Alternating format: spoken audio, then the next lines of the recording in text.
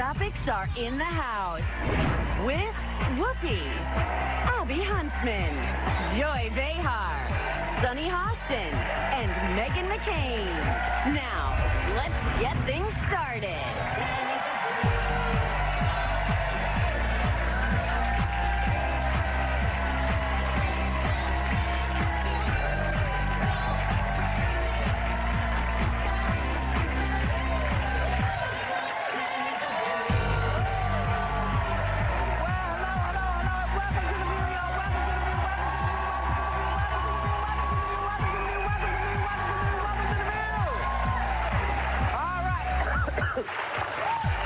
So last night, allegations broke that before you-know-who's Memorial Day speech in Japan, when he wished them a happy Memorial Day, the White House apparently emailed Navy officials telling them to hide the name of the USS John McCain warship. Now, you know who's denying he knew anything about it, but he does say that whoever made the order was well-meaning since they knew he wasn't a fan of John McCain. Hey, McCain. You want to take this one? Yeah, thank you for letting us do this topic first, because I just want to get this out of the way. Sure. First and foremost, I had journalists emailing me all Memorial Day about this, asking me, just sort of giving me a heads up this was happening, so the idea that people didn't know is ridiculous. They're journalists I trust. Yeah. I will say, the president's actions have consequences, and when you repeatedly are attacking my father and war heroes, it creates a culture in the military where people are clearly fearful to show, my father's name in one way or another, and that, I think, is what has started this chain of events and actions. They're afraid of Trump? Well, I think if you're afraid to have a U.S. McCain hat or show the banner on the warship, which, by the way, is named after my grandfather and great-grandfather, who were the very first four-star admirals in the Navy, and both integral in ending World War II and the Vietnam War. Thank you. You're putting people in the military in horrific situations because they're fearful of their jobs. If, God forbid, you're a sailor on this ship, you think there's going to be some kind of retribution. And I think it's horrible. I think it's bad for Americans. And I think we really have to look at the kind of culture that's being put in place. I don't blame the people in the military. I have nothing but respect for people who serve. Just putting a note on this, there's a lot of criticism towards me in the media across the board of how often I speak of my father, how I grieve, how I do it publicly, but it's impossible to go through the grief process when my father, who's been dead 10 months, is constantly in the news cycle because the president is so obsessed with the fact that he's never going to be a great man like he was. Yeah. So it actually is dry. So, thank you. Bizarre way to do this. It's a bizarre way to grieve. It's a bizarre way to say goodbye to my dad because it's so omnipresent in politics and not in a way like we're honoring him in the way that you're weaponizing his legacy in the way that you want. So I just want to say that please have a little more compassion. This is very hard. I try and put on a game face every day, and I try and be as stoic as possible, but grief is tricky, and I'm still sad, and I'm sorry if 9 months in it's not enough for people for me to move on, but when Trump is doing this, it makes it this much more complicated. But here's the thing about our men and women in the armed forces. The Navy did not obscure his name because they are proud to serve on that ship. They are proud to be on that ship.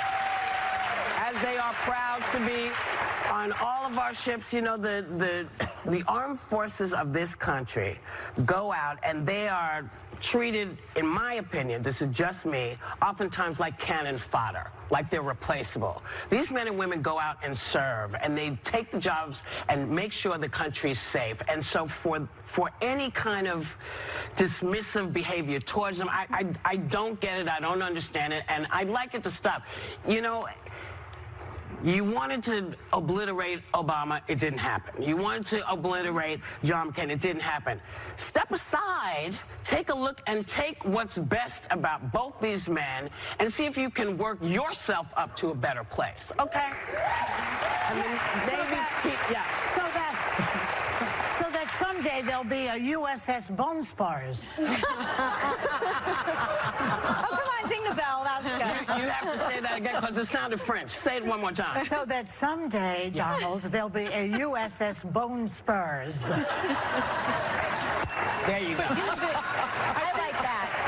The curious thing, though, is Donald Trump says he doesn't know where the order came from and that he didn't know anything about it. Perhaps he'll open up an investigation to determine where the order came from. Yeah, right. Since he doesn't know where it came from. I mean, I would think that he I understand, you know, like in New York City, I cannot walk past the Trump building with his name on it. I want them to cover that up. Yeah.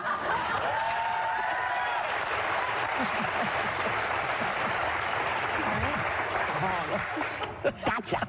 We'll be right back with more Hot Topics.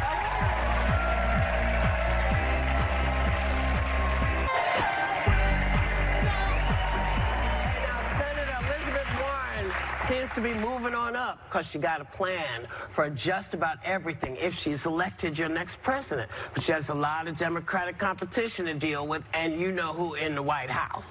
So he's not going to go quietly, but I'll help drag him out. Yeah. Please welcome back Senator Elizabeth Warren.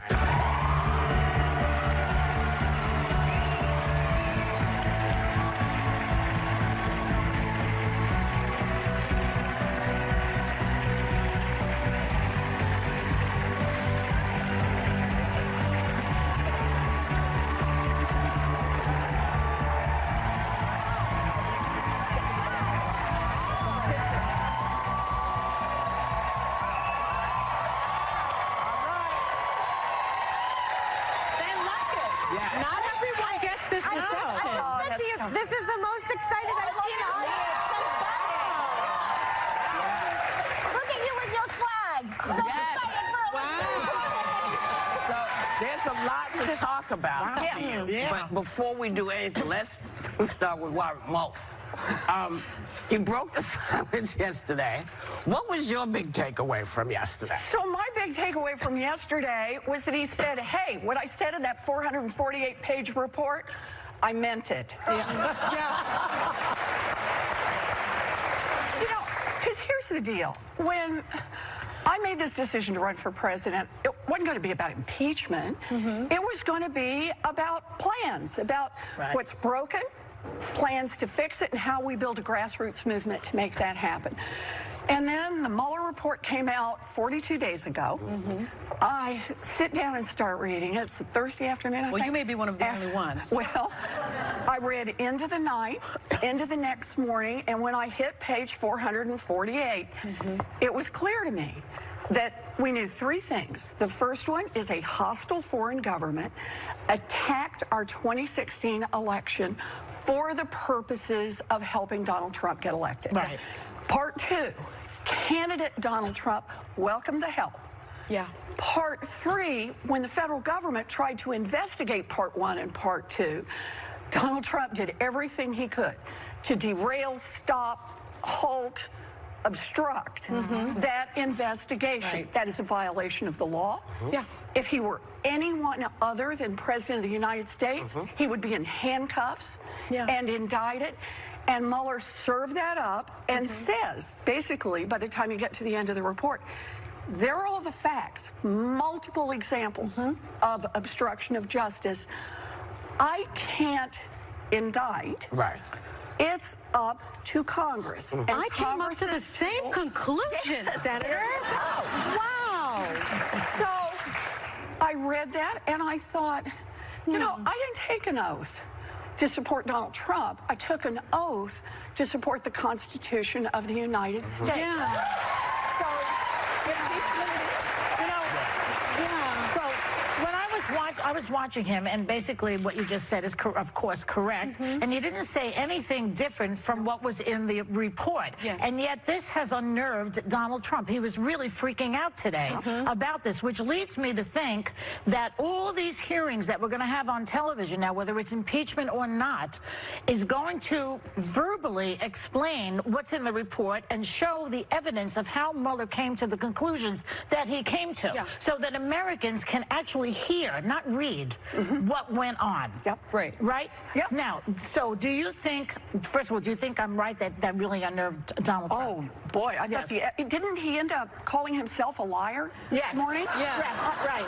He Yeah, did. that weird tweet. That was yeah. He strange. tweeted and then said, oh, no, that Said was like Russia helped me, but they didn't. It was a weird tweet. That is a tweet he took down, and I don't understand how if everything he tweets is part of the American... It's the presidential record. The presidential record. Yes. You can't take down a presidential tweet, man. You said Twitter. You said this was the official record. What are you doing? You're not supposed to put that tweet back. Yeah. Well, and the best part is what he says, when Russia helped me. Yeah. Whoa! Yeah, but Senator, what do you say then to those people that say that impeachment proceedings shouldn't start because that's a political matter, as opposed to the fact that there is real before we get to impeachment, can I just do a follow-up on that? Which was, now, do you think that the fact that he went after Mueller today, like really, and called him basically a never-Trumper and other things, and basically calling him a liar, do you think that will enrage Mueller so much that he will come back and testify?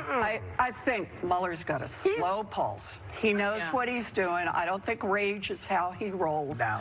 I think Mueller is one of those people who says, read the footnotes. Yeah. And he will say in public, as he did yesterday, I want to be very clear about this, but I think that's all he's doing because I genuinely believe for Mueller, and it sure is for me, this isn't about politics. Yeah.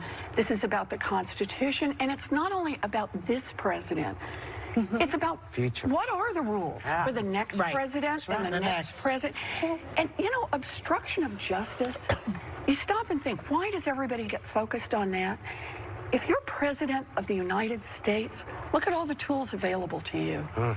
To derail, you've got not just the power of hiring and firing, but you've got the power of the big platform, the megaphone. To make money, which is what he's been doing. You've got the power to do a lot of stuff. And the way we say in America that nobody is above the law is we say when it comes right down to it, the United States Congress has a constitutional obligation to make sure the president does not violate. To hold him accountable, because that is the job of Congress, right? That oversight. And so I've been saying from the very beginning, it doesn't matter if the Senate, quite frankly, never impeaches, right? What do you say to those people that say this is politics? It's not politics. There are some issues that are bigger than political convenience, and this is one of them. You know, my view is make everybody vote. Make everybody in the House vote, send it over to the Senate, make them vote. And if at the end of the day Mitch McConnell is going to hold enough Republicans that there's not an impeachment vote, but put them on the record and make them live with those votes for the rest of their lives. What if he uses it against? But he could use it. He could use it against the Democrats. If the Republicans don't indict him in the Senate, he can use that, or what's the word I'm thinking of? Break? Well, you have to go to a break? I do. Oh, all right, then. All right. More with Senator Elizabeth Warren, yes, when we come back. Good.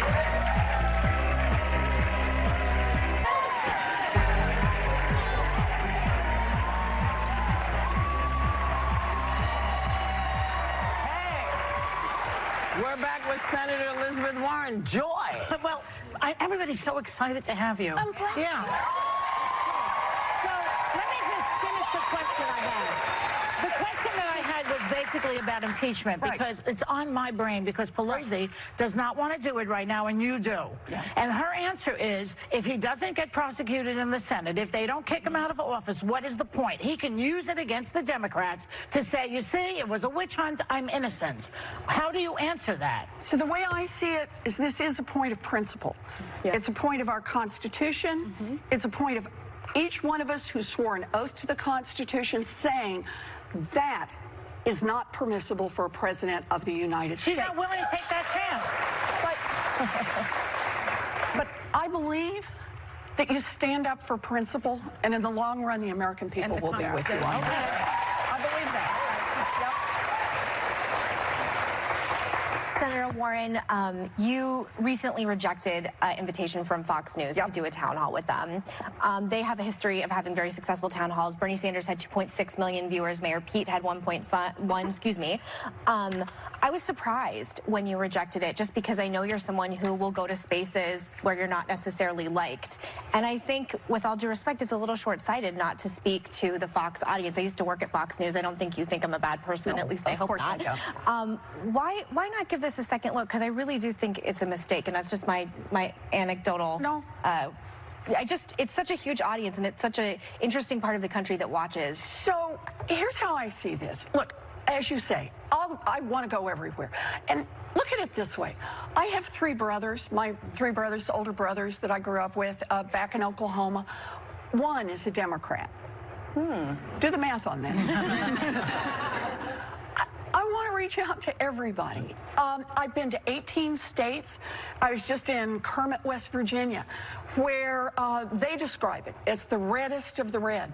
And we did a town hall where there were folks who quite openly said, I voted for Donald Trump, may vote for him again, but wanted to hear what I had to say and wanted selfies by the time we got to the end. That's a good thing. I've been to a lot of different places, not just our early battleground states, but to Utah and to Mississippi and to Alabama and to Tennessee, and want to keep doing that. But here's the deal about Fox News executives, and that is they're running a hate-for-profit scam. And not all of them. Not all of the shows are. But the executives, they're getting just enough. But we have to admit, they're out there pushing white nationalists at a time that people are marching in Charlottesville.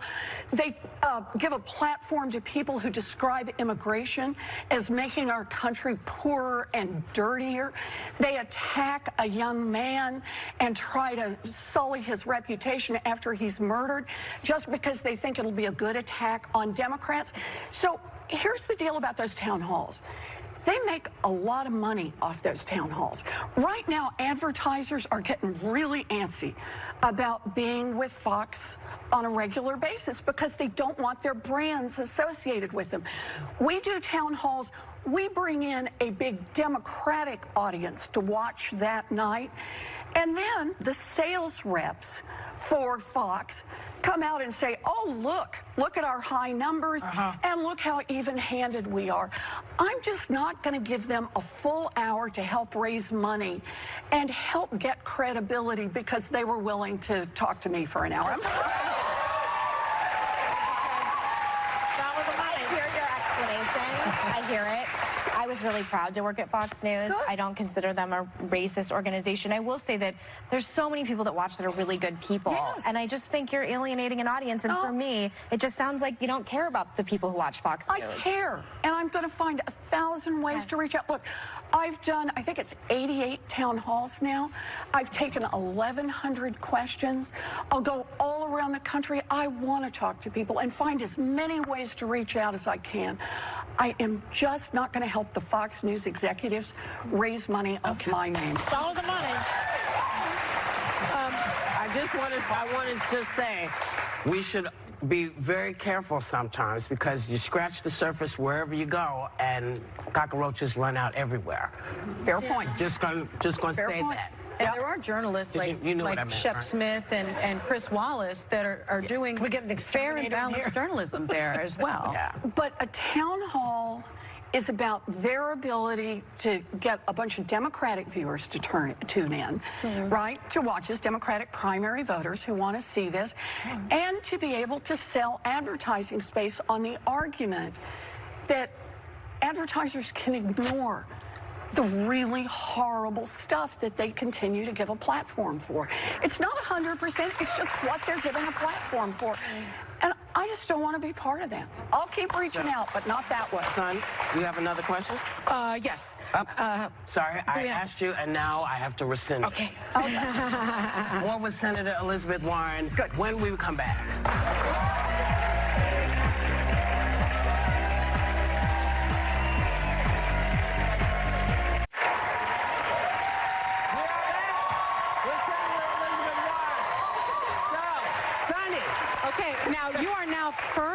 in third place, only behind Joe Biden and Bernie Sanders. All right. And we think it is because of your unofficial motto, I have a plan for that. You bet. So we want to do a speed round with you about your policies. Okay. 2-sentence max about your policies.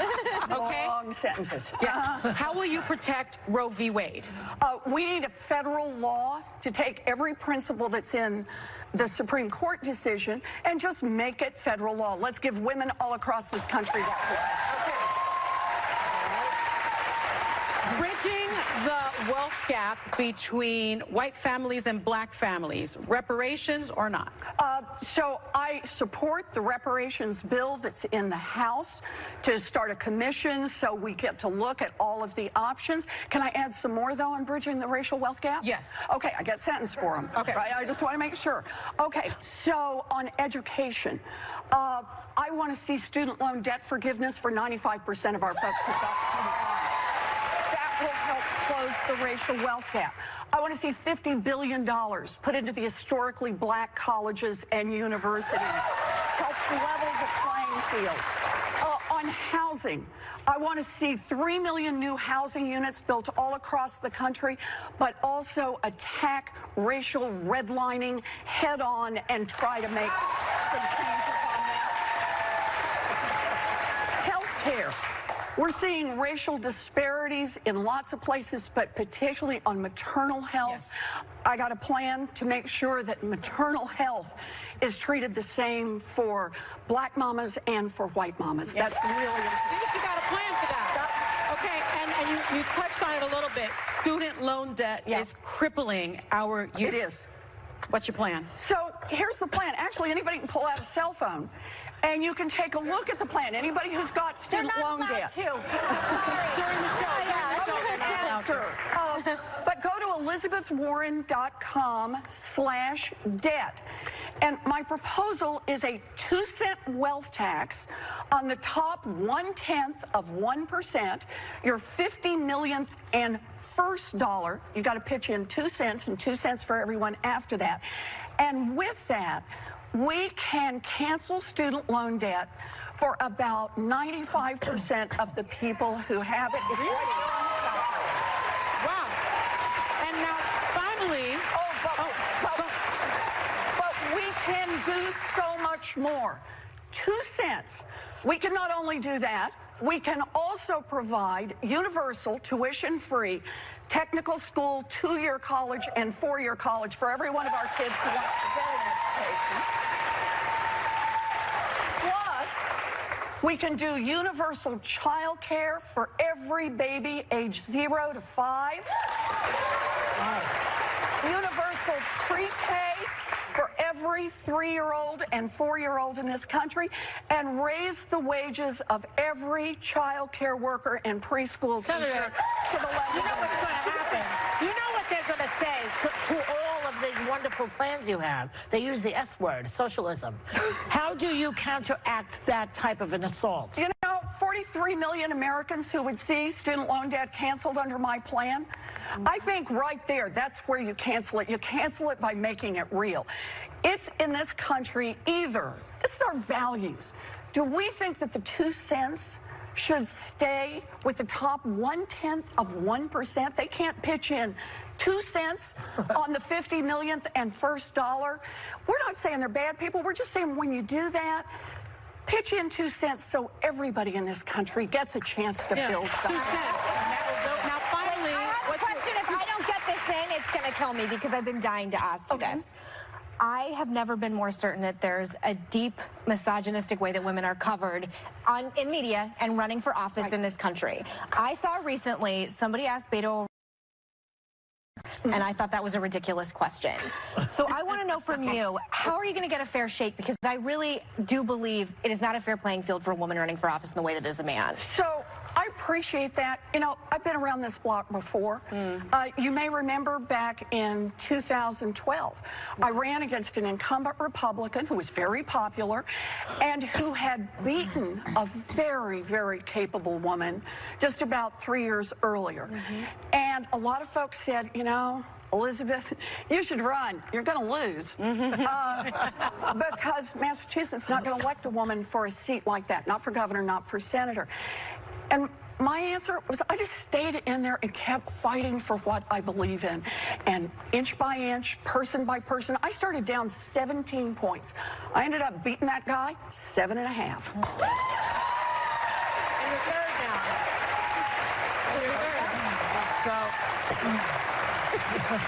The media could do a better job, too. Just saying. You know, people could be more demanding about what they want to see also. Yeah. Just saying. Senator Warren is sticking around, and we will be right back, because that's what we do.